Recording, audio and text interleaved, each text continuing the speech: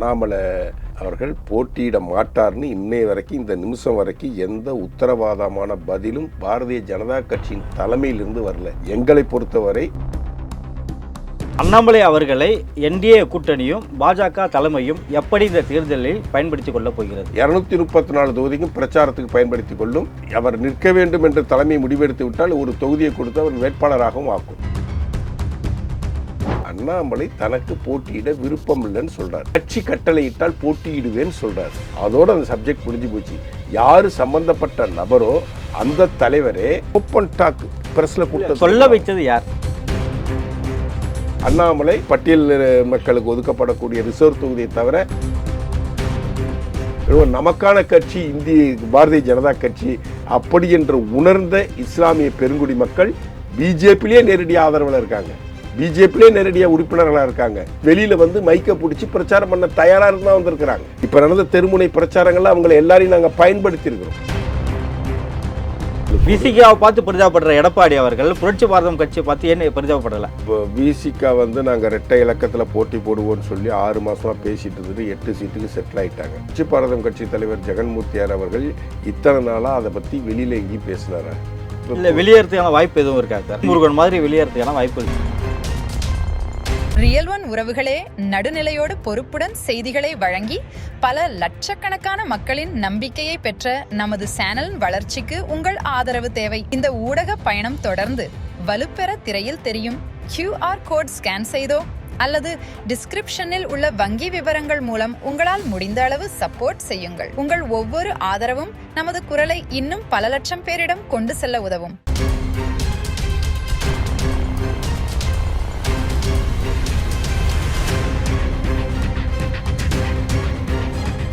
Real one நேயர்களுக்கு வணக்கம். இன்று நம்முடன் இணைகிறார் பாஜகவின் பிரச்சார பிரிவு மாநில செயலாளர் நடிகர் ரவி அவர்கள். வணக்கம் சார். வணக்கம். அண்ணாமலை அவர்கள் இந்த தேர்தலில் போட்டியிடாதது ஏறக்குறைய உறுதியாகிடுச்சு. உத்தேச பட்டியலையும் அவருடைய பேர் வந்து இல்லை. உத்தேச பட்டியலை தயாரித்தது யாரு? பாஜக தானே சார் இருக்கும், இல்லை அதிமுகவா? உத்தேச பட்டியலை பிரஸ்காரங்களாக தயாரிச்சுக்கிறாங்க. உத்தேச பட்டியலுங்கிறது பாரதிய ஜனதா கட்சி வெளியிடுற உத்தேச பட்டியல் இல்லை. இவங்க தொகுதி 27 தொகுதின்னு முடிவான அன்னைக்கு இவங்க ஒரு உத்தேச பட்டியலை வெளியிட்டாங்க. அந்த உத்தேச பட்டியலில் பாதிக்கு மேலே ஒதுக்கப்பட்ட தொகுதிகளில் இல்லை. ஸோ உத்தேச பட்டியலுங்க அனுமானமாக ஒரு கற்பனையாக பத்திரிகையாளர்களால் திமுகவின் அஜெண்டாவாக உருவாக்கப்படுவது தான் உத்தேச பட்டியல். நேற்று பீஸ் கோயல் அவர்களை சந்திக்க திரு அண்ணாமலை அவர்கள் வந்தார்கள். அப்போ பத்திரிகையாளரை சந்தித்தாங்க. ஏன்னா நான் போட்டியிடுறதுக்கு சீட்டு கேட்கல, தலைமை கட்டளையிட்டால் எங்கே வேணாலும் போட்டி போடுவேன்னு சொல்லிட்டு போயிட்டார். அதுதான் உண்மையான நடைமுறை. அவர் சீட்டு கேட்கலைங்கிறது அவரே ஓப்பனாக பத்திரிகையாளர்கிட்ட சொல்கிறார். பொதுவாக பாரதிய ஜனதா கட்சியில் விருப்ப மனு வாங்கிறது, நேர்காணல் நடத்துறது, அதன் அடிப்படையில் வேட்பாளரை தேர்வு செய்கிறது அப்படிங்கிற ஃபோக்கஸான நாடகங்கள்லாம் பாரதிய ஜனதா கட்சியில் எப்போதுமே கிடையாது. இல்லை, செல்வாக்குள்ள தலைவராக பாஜகவில் அண்ணாமலை அவர்கள் இருக்கிறாரு. அது கூட அவர் போட்டியிடுறதுக்கு கூட தலைமை தான் உத்தரவு சொல்லணுமா? நிச்சயமாக நாளைக்கு பிரதமர் நரேந்திர மோடி போட்டியிட வேண்டும்னாலும் பார்லிமெண்ட் போர்டு தான் அறிவிக்கணும். அது பார்லிமெண்ட் போர்டு தான் அறிவிக்கணும். இல்லை, மற்ற லிஸ்ட்லாம் பார்த்தீங்கன்னா அண்ணாமலையோட இணை இல்லாதவர்கள்லாம் நிற்கிறாங்களே சார். அப்படி நம்ம சொல்ல முடியாது. பலம் பொருந்தியவர்கள் அப்படின்னு நான் சொல்கிறேன். அதாவது சார், அண்ணாமலை அவர்கள் போட்டியிட மாட்டார்னு இன்னைய வரைக்கும் இந்த நிமிஷம் வரைக்கும் எந்த உத்தரவாதமான பதிலும் பாரதிய ஜனதா கட்சியின் தலைமையிலிருந்து வரல. எங்களை பொறுத்தவரை தலைமை என்ன சொல்லுதோ அது கட்டுப்பட்டு நடக்கக்கூடிய ஒவ்வொரு பாஜக தொண்டனும், அது அண்ணாமலையிலேருந்து ஆரம்பித்து நான் கடைசியாக இருக்கிற எண்ணம் வரைக்கும் நாங்கள் தலைமை சொல்வதை கட்டுப்பட்டு நடக்கக்கூடிய, தலைமைக்கு விசுவாசமாக இருக்கக்கூடிய தொண்டர்கள் நாங்கள். எனக்கு விருப்பம் இருக்கலாம், எனக்கு விருப்பம் இருக்கக்கூடாது சட்டசபை தேர்தலில் போட்டுன்னு. நான் ஒரு நடிகனாக இருக்கேன், என்னை எல்லா மக்களுக்கும் மட்டும் எளிமையாக சேர்த்துட முடியும். எந்த தொகுதி 234 தொகுதியில் ரிசர்வ் தொகுதியை தவிர பாக்கி அத்தனை தொகுதியில் எந்த தொகுதியில் நின்னாலும் அந்த தொகுதி மக்களுக்கு என்ன தெரியும். உங்களை போல் சேனல்களில் நிறைய இன்டர்வியூஸ் கொடுத்துட்ருக்குறேன். அப்போ பாரதிய ஜனதா கட்சி தொண்டர்களுக்கும் நான் அறிமுகமானவன். நான் ஏன் போட்டியிடக்கூடாது? எனக்கே அந்த வாய்ப்பு மறுக்கப்படுதுன்னு சொல்லுவீங்களா? அப்படி இல்லை. இது முக்கியமான தேர்தல். இந்த தேர்தலில் முக்கியமான வேட்பாளர்கள் கரவழைக்கப்படுறதுக்கு முயற்சிகள் நடந்துகிட்ருக்கு. அண்ணாமலை தனக்கு போட்டியிட விருப்பம் இல்லைன்னு சொல்கிறார். கட்சி கட்டளையிட்டால் போட்டியிடுவேன்னு சொல்கிறார். அதோட அந்த சப்ஜெக்ட் முடிஞ்சு போச்சு. யார் சம்பந்தப்பட்ட நபரோ அந்த தலைவரே ஓப்பன் டாக் பிரஸ்ல சொல்ல வைத்தது யார்? அப்படி சொல்ல வைத்தது யார்? நிர்பந்திக்கப்படுகிறார் அப்படின்லாம் நம்ம நிர்பந்திக்க அவர் யாருங்க நிர்பந்திக்க முடியும்? He is the leader. ஒரு லீடரை யாரு கட்டாயப்படுத்த முடியும்? எப்படி கட்டாயப்படுத்த முடியும்னு நினைக்கிறீங்க நீங்க? வாய்ப்பே இல்லை. யாரை கட்டாயப்படுத்துற இடத்துல இங்க யாருக்கும் இல்லை. இல்லை, அண்ணாமலை இந்த தேர்தலில் போட்டியிட வாய்ப்பு இருக்கா இல்லையா சார்? அது தலைமைக்கு தான் தெரியும். இன்னும் 2-3 நாளில் வேட்பாளர் பட்டியல் அறிவிக்கப்படும், அப்போதான் தெரியும். இன்னைய வரைக்கும் ஒரு பிஜேபி தொண்டனாக அண்ணாமலை சொன்னது போல பட்டியல் மக்களுக்கு ஒதுக்கப்படக்கூடிய ரிசர்வ் தொகுதியை தவிர பாக்கி எந்த தொகுதியில் போட்டியிட்டாலும் வெற்றி பெறக்கூடிய வாய்ப்புள்ள ஒரு மாபெரும் தலைவர் திரு அண்ணாமலை. அப்படிதான் நாங்க பார்க்கிறோம். அண்ணாமலை அவர்களுக்கு அதிருப்தி இல்லை என்றால் பிஎல் சந்தோஷ் தலைமையில் நடந்துட்டு இருக்க இந்த ஆலோசனை கூட்டத்தில் கலந்துக்கிட்டு இருக்கணும். ஆனால் அதை புறக்கணிச்சிருக்காரு சார். எத்தனை தலைவர்கள் இதே போல உள்ள தலைவர்கள் கலந்துக்கிட்டாங்கன்னு பாருங்க. இதெல்லாம் ஒரு ரூமரை கலைப்புறத்துக்காக ஏற்படுத்தக்கூடிய ஒரு விஷயம் சார். ரூமரை கலைப்பிட்டு ஏதாச்சும் செய்தியை பரபரப்பாக்கிறதுக்காக, பிஜேபி தொண்டர்களுக்கு மன உளைச்சலை ஏற்படுத்துறதுக்காக, அண்ணாமலையை நேசிக்கக்கூடியவர்களுக்கு ஒரு மன உளைச்சலை ஏற்படுத்துறதுக்காக திமுக ஊடகங்கள் செய்யக்கூடிய மேஜிக் வேலைகள் இதெல்லாம். அதற்கு என்ன காரணம் நாளைக்கு பத்திரிகையாளர் கேட்டாக்கா அண்ணாமலை பதில் சொல்ல போறார். அண்ணாமலை வாயிலேருந்து வரணும், நான் வேணும்னே தான் போகல, நான் புறக்கணித்தேன் அப்படின்னு அண்ணாமலை வாயில் டெய்லி ப்ரெஸ்ஸை சந்திச்சுட்டு தானே இருக்காரு. அவர் விஷயங்களுக்கு எக்ஸ்போஸ் பண்ணிட்டு தானே இருக்காரு. எடப்பாடி பழனிசாமி அவர்களை முதல்வராக்குவதற்கு நான் 234 தொகுதிக்கு போய் பிரச்சாரம் பண்ண தயாராக இருக்கேன்னு சொல்கிற ஒரு மனிதனை நீங்கள் ஒதுக்கப்படுகிறார், மிரட்டப்படுகிறார், அமுக்கப்படுகிறார், நசுக்கப்படுகிறார்னு ஊடகங்களாக சேர்ந்து ஒரு கட்டமைப்பை பிஜேபி தொண்டர்கள் மீது ஒரு சைக்காலஜிக்கல் வார்ஃபேரை ஏற்படுத்துகிறாங்கன்னு நான் பார்க்குறேன். அண்ணாமலைக்கு விருப்பம் இருந்தால் நான் விருப்பம் இருக்கேண்ணா, என் விருப்பப்பட்ட தொகுதியை சொல்லியிருக்கேண்ணா, கிடைக்கும்ண்ணா, நிற்பேன் அப்படின்னு சொல்லக்கூடிய மனிதர். நான் போட்டியிடாமல் மற்ற அனைத்து 27 தொகுதிகளுக்கும் தாமரை சின்னம் போட்டியிடக்கூடிய அத்தனை தொகுதிகளுக்கும் பிரச்சாரம் போடணும், இந்த கூட்டணியை ஜெயிக்க வைக்கணும், இதில் நம்ம போட்டியிட்டால் ஒரு தொகுதியில் முடங்கிடுவோம், அது வேண்டான்னு திரு அண்ணாமலை அவர்கள் நினைக்கிறாங்க. இல்லை, அண்ணாமலை அவர்களை என்டிஏ கூட்டணியும் பாஜக தலைமையும் எப்படி இந்த தேர்தலில் பயன்படுத்தி இன்னும் அதிக மக்களை சென்றடைய வேண்டுமா? இன்றைய டிஜிட்டல் உலகில் சரியான ப்ரமோஷன் தான் வெற்றியின் முதல் படி. தமிழகம் முழுவதும் பல லட்சக்கணக்கான பார்வையாளர்களை தினமும் சென்றடையும் ரியல் ஒன் யூடியூப் சேனல்களில் உங்கள் பிசினஸ் இனி எல்லோரும் அறியட்டும். குறைந்த செலவில் அதிக ரீச். உங்கள் பிராண்டுக்கு நம்பிக்கையும் வளர்ச்சியும் சேர்க்க இன்றே எங்களை தொடர்பு கொள்ளுங்கள். 9280087164 போகிறது. 234 தொகுதிக்கும் பிரச்சாரத்துக்கு பயன்படுத்தி கொள்ளும். அவர் நிற்க வேண்டும் என்று தலைமை முடிவெடுத்து விட்டால் ஒரு தொகுதியை கொடுத்து அவர் வேட்பாளராகவும் ஆக்கும். சார், உங்களுக்கு தெரியாததுக்கு முன்னாடி, எனக்கு தெரியாததுக்கு முன்னாடி, தமிழக மக்களுக்கு தெரியாததுக்கு முன்னாடி இப்படிப்பட்ட அண்ணாமலை என்கின்ற ஒரு ஐபிஎஸ் அதிகாரி இருக்கார். அவர் வேலையை விட்டுட்டு வந்துட்டார் வேண்டான்னு. இன்னும் 20 வருஷம் சர்வீஸ் இருக்கிற பணியை வேண்டாம் என்று உதறி தள்ளிவிட்டு வந்திருக்கிறார். அவர் ஒரு ஆர்கனைசேஷன் நடத்துகிறாரு. அவர் கட்சிக்குள்ளே வந்தால் இந்த கட்சிக்கு பலம்னு கண்டுபிடிச்சது பிஜேபி தலைமை. கண்டுபிடிச்சி அவரை கொண்டு வந்து தலைவராக்குனது பிஜேபி தலைமை. அந்த தலைமைக்கு தெரியும் அண்ணா. ஆனால் அதே தலைமை ஒரு சிக்கல் இருக்குது, இவர் போனாதான் இன்னொரு கூட்டணி அமையும் அப்படின்ற காரணத்துக்கு தானே அவரை தலைமையிலேருந்து உங்கள்கிட்ட யார்கிட்டையும் சொன்னாங்களா? செய்தி உண்டா? அப்படிதானே எல்லா ஊடகத்திலும் செய்தி பார்த்தோம். ஊடகங்கள் எல்லாமே திமுகவின் கைக்கூலிகள் நான் சொல்லிட்டேன். அவங்க அப்படிதான் செய்தி பரப்புவாங்க. அவர் டேர்ன் முடிஞ்சிடுச்சு. பிஜேபியோட டேர்ன் 3 வருஷம் தான் சார். அது முடிச்சதுக்கப்புறம் தலைவராக நீடிச்சார்ல சார். ஆமா சார். அடுத்த தலைமை ஆதரவாளர்கள் எல்லாருமே மீண்டும் தலைமை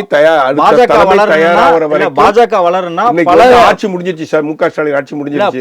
இன்னைக்கு முக ஸ்டாலின் ஆட்சி முடிஞ்சிருச்சு. தேர்தல் அறிவிப்பானை வந்ததும் ஆட்சி அதிகாரம் கிடையாது. இன்னைக்கு யாரு நாட்டோட சிஎம்? யாரு? தமிழ்நாட்டோட சிஎம் அவர் தான் சொல்லுவோம். காபந்து முதலமைச்சர் தானே. அதே போல புது தலைவர் வர்ற வரைக்கும் அவர் டேர்ன் முடிஞ்சதுக்கு அப்புறம் அவர் தலைவர் பதவியை கண்டினியூ பண்ணாரு. மத்திய தலைமை ஒரு முடிவு எடுக்கிறாங்க. நம்ம அதிமுக ட்ராவல் ஆகணும்னு முடிவு பண்ணுறாங்க. அதுக்கு உகந்த தலைவராக பார்க்கணுன்னு பார்க்குறாங்க.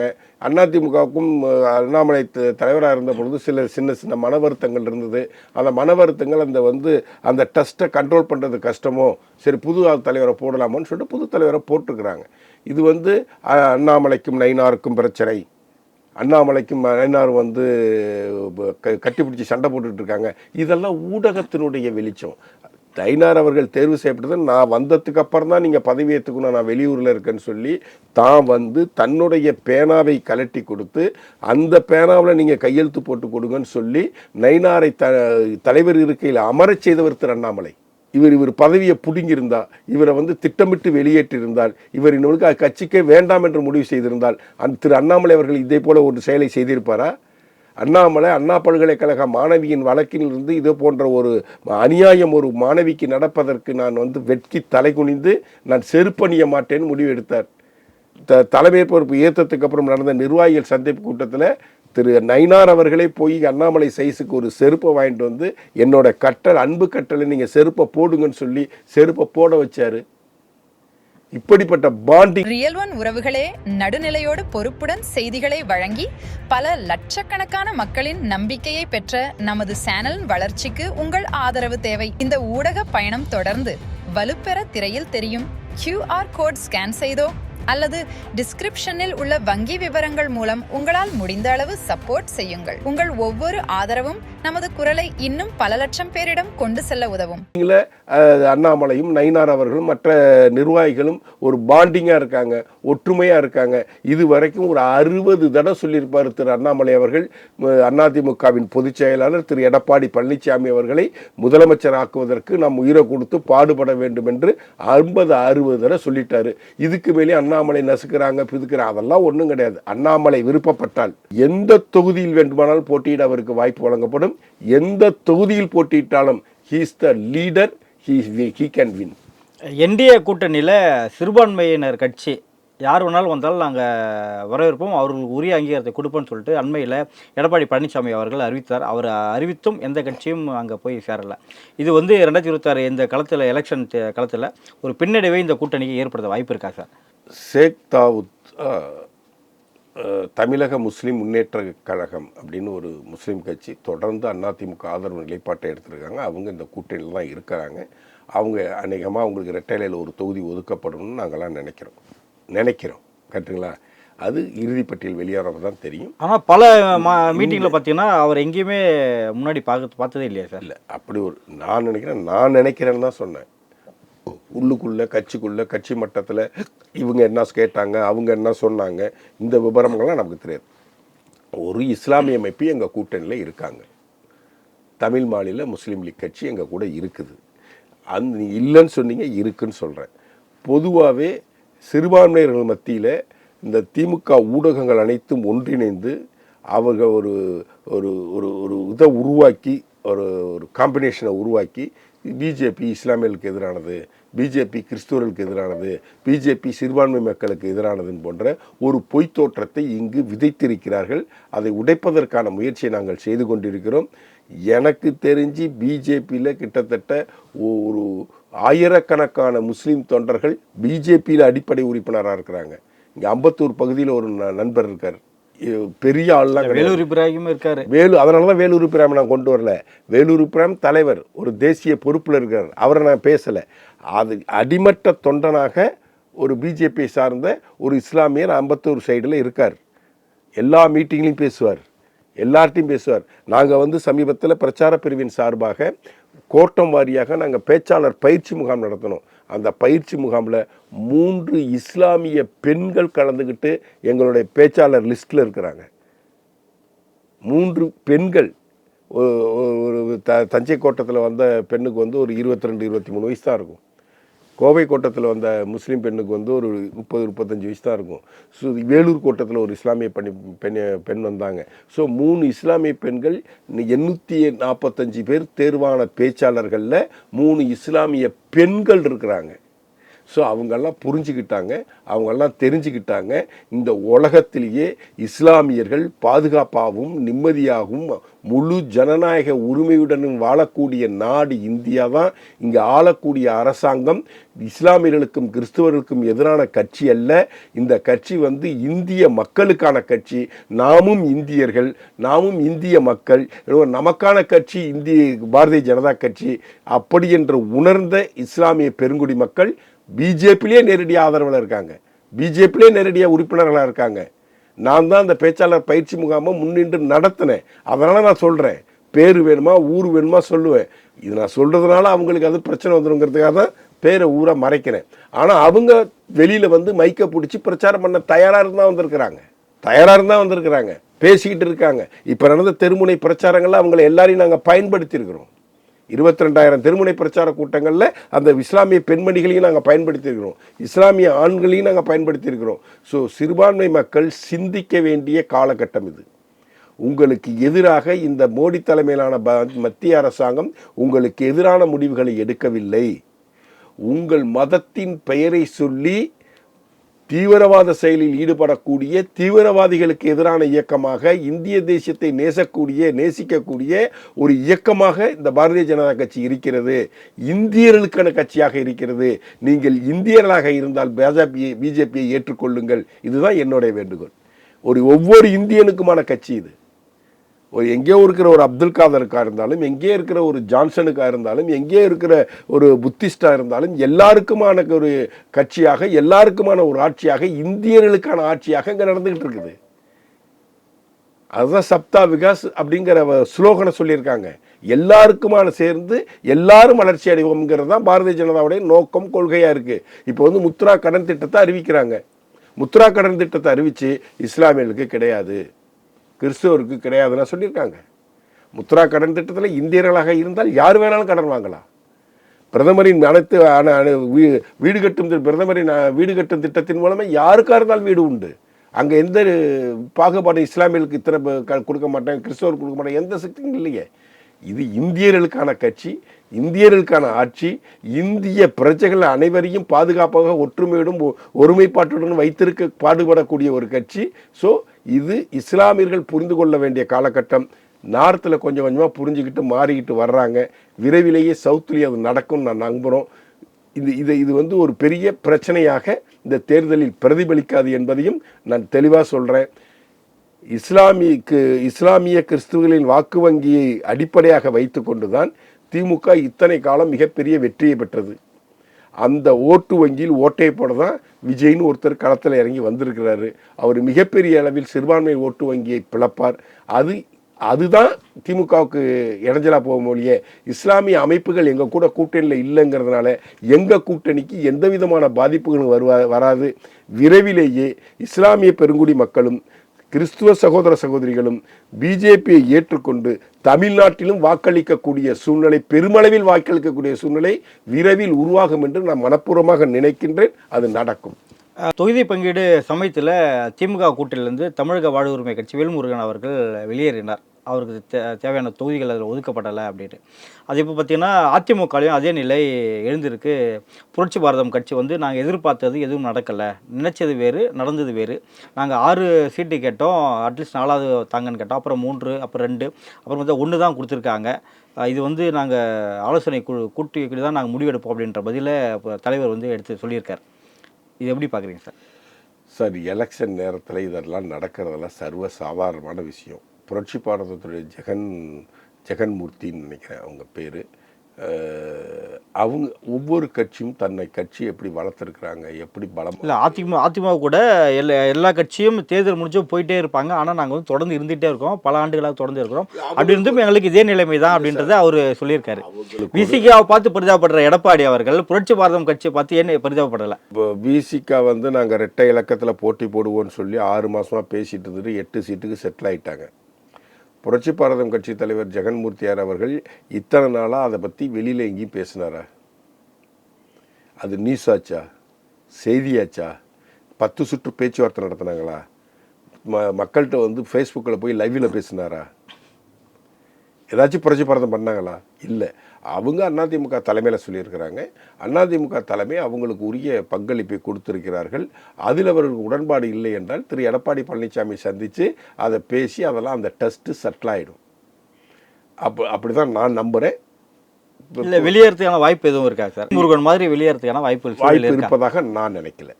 புரட்சி பாரதம் அப்படிப்பட்ட நிலைப்பாடை எடுக்க மாட்டார்கள் என்று நான் பரிபூர்ணமாக நம்புகிறேன். ஏன்னா அவங்க அதிமுகவோட தொடர்ந்து பயணிக்கக்கூடிய, நீங்கள் சொன்னது போல தொடர்ந்து பயணிக்கக்கூடிய ஒரு கட்சி. அவர்கள் அதிமுக கூட்டணி விட்டு வெளியேற மாட்டார்கள். இன்னொரு 2 தொகுதி ஏதாச்சும் கேட்கலாம். அதற்கு ஏதாச்சும் எடப்பாடி பழனிசாமி அவர்கள் ஒரு முடிவை எடுத்து அவர்களுக்கு நல்ல வாய்ப்பினை வழங்குவார்கள். இந்த பிரச்சனை பேசி விரைவில் தீர்க்கப்படும். இன்னும் அதிக மக்களை சென்றடைய வேண்டுமா? இன்றைய டிஜிட்டல் உலகில் சரியான ப்ரமோஷன் தான் வெற்றியின் முதல் படி. தமிழகம் முழுவதும் பல லட்சக்கணக்கான பார்வையாளர்களை தினமும் சென்றடையும் ரியல் ஒன் யூடியூப் சேனல்களில் உங்கள் பிசினஸ் இனி எல்லோரும் அறியட்டும். குறைந்த செலவில் அதிக ரீச். உங்கள் பிராண்டுக்கு நம்பிக்கையும் வளர்ச்சியும் சேர்க்க இன்றைய எங்களை தொடர்பு கொள்ளுங்கள். 9280087164.